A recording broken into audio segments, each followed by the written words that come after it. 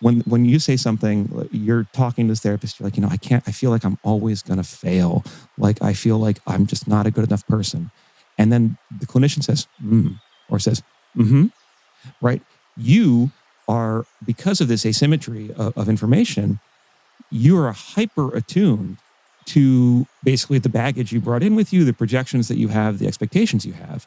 So immediately you will read into that nonverbal noise what those expectations predispose you to hear.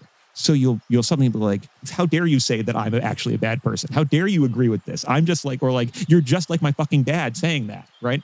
And the job of the analyst is not to double down and be like, well, yes, I am just like your dad. You are a worthless piece of shit. Well, like, no, you don't do that either. You frustrate that expectation, right? You ask someone like, well, all I gave you was a but you're having this reaction. Let's talk about that reaction. Let's think about it, right?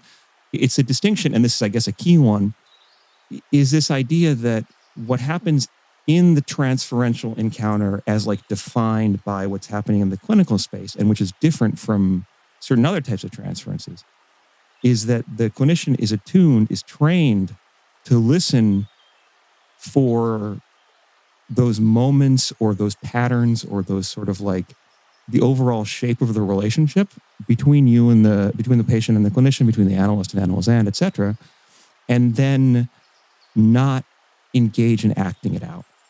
And this, I think, may be one of the biggest things that we could sort of say about a psychoanalytic perspective, which is that desires or things or traumas can be put into words, and that does something to those desires, those traumas, but also what they mean for you. Or another one might be that putting things that you remember or don't really remember, or recollections, right, can get put into words and reflection rather than just repetition. Yeah.